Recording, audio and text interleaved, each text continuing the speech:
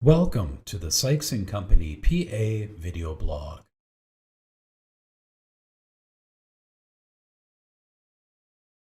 First and foremost, you've got to decide what sets you apart and what's your big idea with respect to the rationale and reason behind you wanting to do this.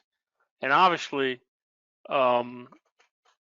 market viability, a market analysis, the purchase or leasing of property and location becomes critical in this analysis here on the front end.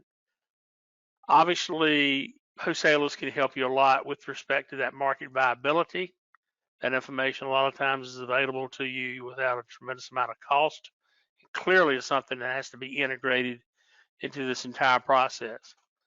Once you determine that you're potentially moving forward, then obviously developing a business plan becomes critical. Any and all parties that you're dealing with, the wholesalers, the banks, etc., are going to really want you to nail this down with respect to what that plan is. They're going to want to see sales, profit, and cash flow projections. You'll most likely need to partner with a pharmacy CPA who's familiar with handling these types of items with a startup pharmacy. Obviously, working through some of the information that's available on the NCPA Ownership Workshop site and some of the information that is placed out there by some of the experts that work with the Ownership Workshop Academy is something potentially to consider. As you begin to get that to a point of comfort, you obviously have to look and secure substantial and adequate financing, which means you're going to have to add potentially a pharmacy niche bank to your equation.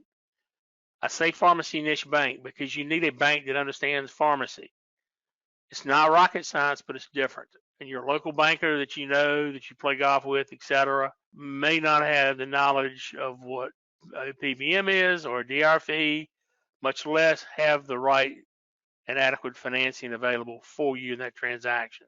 So I strongly suggest you take a consideration for a pharmacy niche bank. Obviously, in this process, adding a legal healthcare expert to the process, because obviously an entity is going to have to be set up. You're going to go through a regulatory phase. You'll have to get your DEA, MPI, NCPDP, and all your third-party contracts and your PSAO in place once you determine your wholesaler decision. But all that involves obviously assistance from your legal healthcare advisor, who also would be used to potentially close your financing arrangements with your pharmacy niche lender that you've chosen. Of course, once you have this in place, sometimes this can take 90 days, sometimes this is 6 months, sometimes this is a year and a half process, just depending on all the factors here that are involved. You can then hopefully plan for a grand opening and proceed forward. Thank you for watching. If you enjoyed the video, we invite you to subscribe to our YouTube channel.